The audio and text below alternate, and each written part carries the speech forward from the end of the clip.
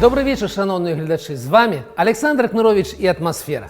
Яроўпт працягвае расці, праграмістам забароніць дрэнна казаць пра Беларусь, а наш імпорт падводзіць, не дацягвае да зададзеных паказнікаў. А яшчэ 8 сакавіка і, вядома ж, няўрымслівая Качанова, якая зноў наведала велазавод. Гэта «Атмасфера», у якой мы гаворым пра эканоміку проста. Паехалі.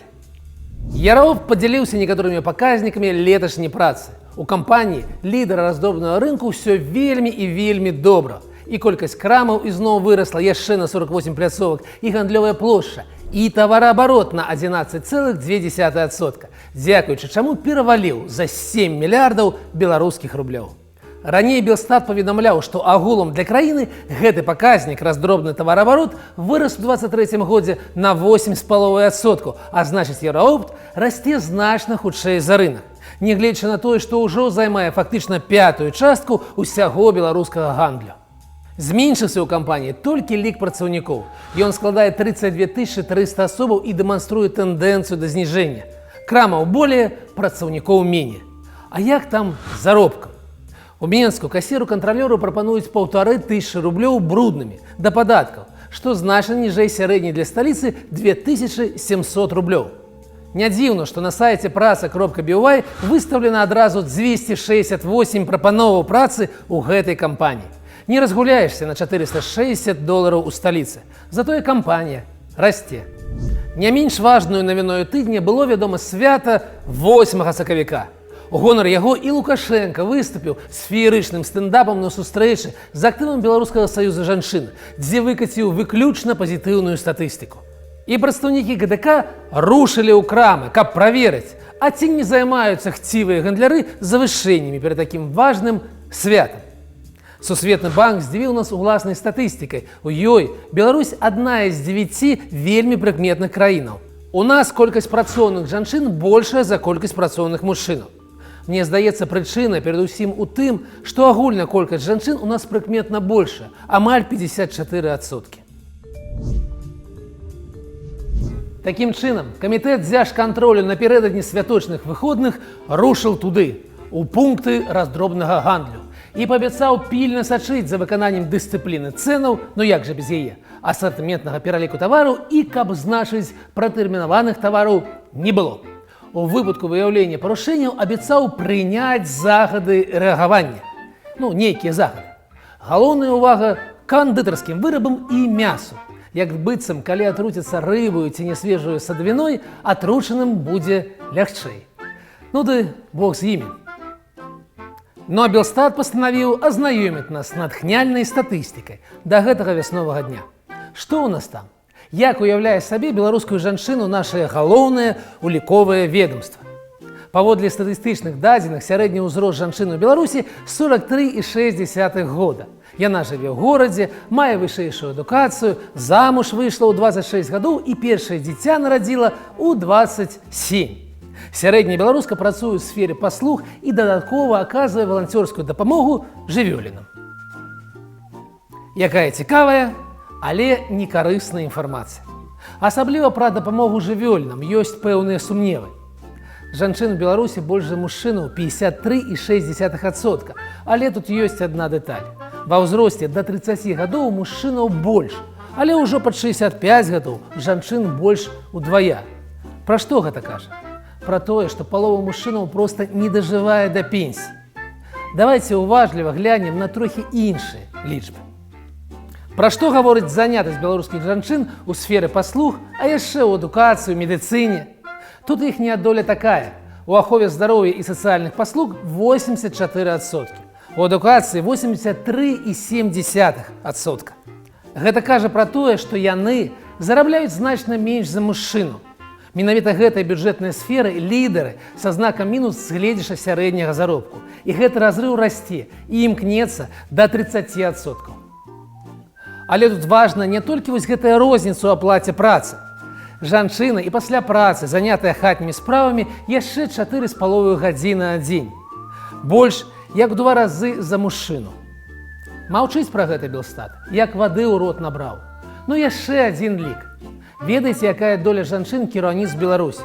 Ва ўзросце ад 20 до 50 гадоў фактычна палова. Не чакалі?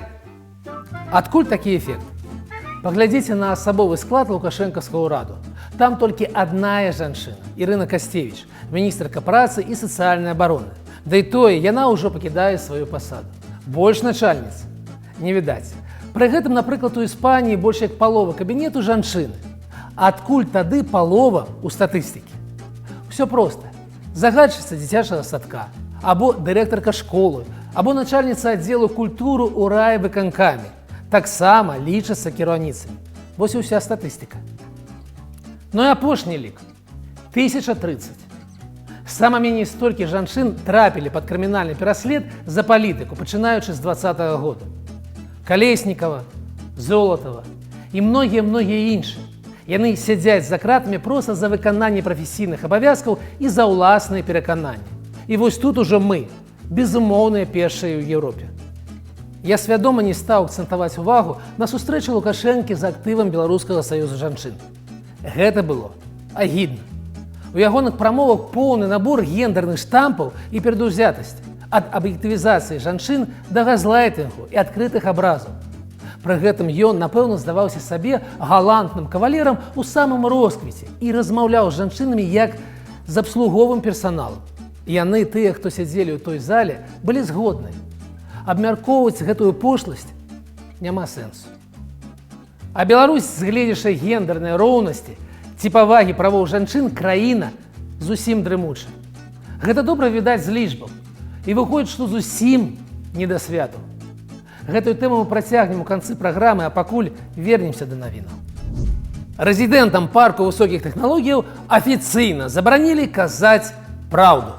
Менавіта гэта вынікае з дадатковай дамовы, якую адміністрацыя парку прапанавала рэзідэнтам падпісаць. Пра гэта паведаміў профільны партал dev.by.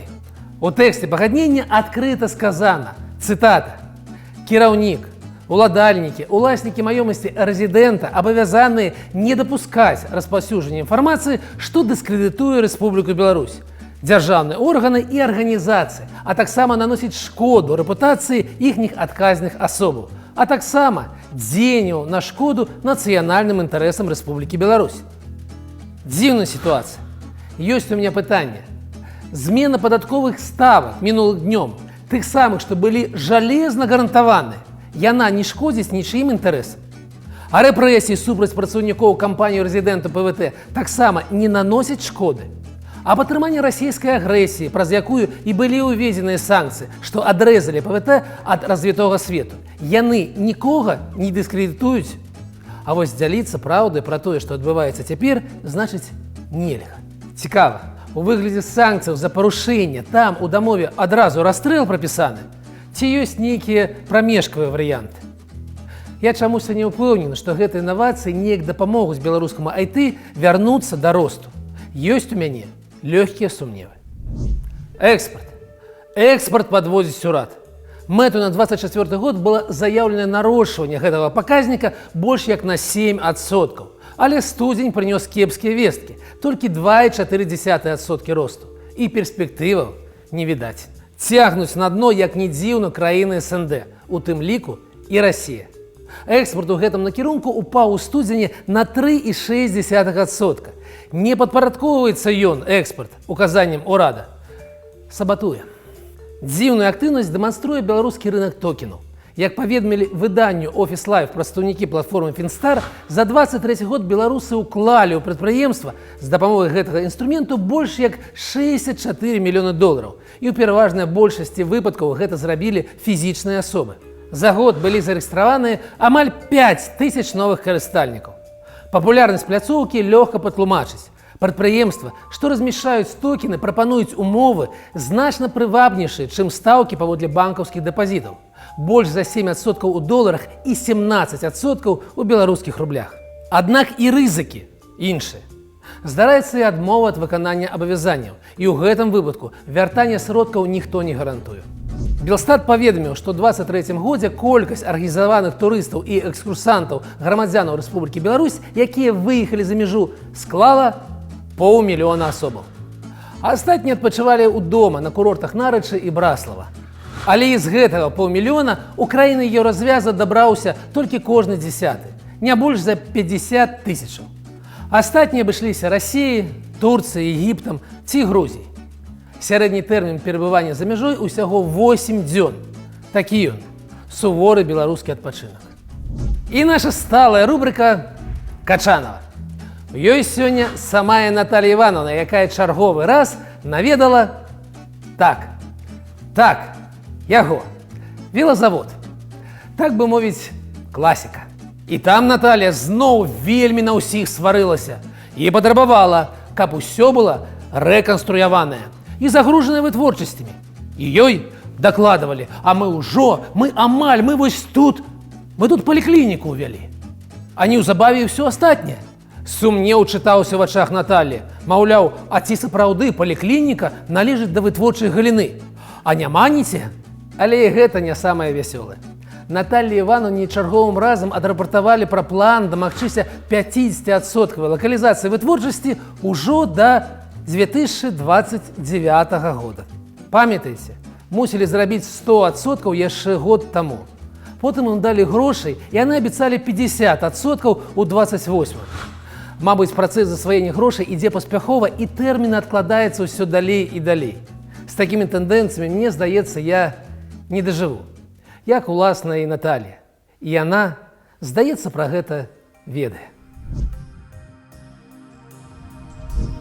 На гэтым тыдні сышліся разам Міжнародны жаночы дзень і дзень пахавання дзяўчыны Лізы, якая была згвалтаваная і задушаная ў цэнтры Варшавы. І супадзенне выглядае невыпадковым. Гэта ж не дзень недарагіх тюльпанаў. Ён задумаўся іншым. Гэта дзень на прапанову Клары Цэткін быў заснаваны як дзень барацьбы жанчын за свае правы. Тады гутарка шла пра выбарчыя правы і пра роўныя умовы працы. Але што можа быць важнейшым, чым права на жыццё, на бяспеку? Галасы «Сама вінаватая» мяне вельмі здзівілі і засмуцілі. Менавіта праз гэтае «Сама вінаватая». А яшчэ, што скажуць людзі? Уласна праз гэтае ахвяры гвалту мусяць маўчаць і насіць у сабе гэтую траўму ўсё жыццё. Гэтая «Сама вінаватая» калечыць лёсы. Колькі іх? Нядаўна нейкі высокі міліцэйскі чын заявіў, што ў нас такіх злачынстваў зусім няшмат, і яны ўсе раскрываюцца.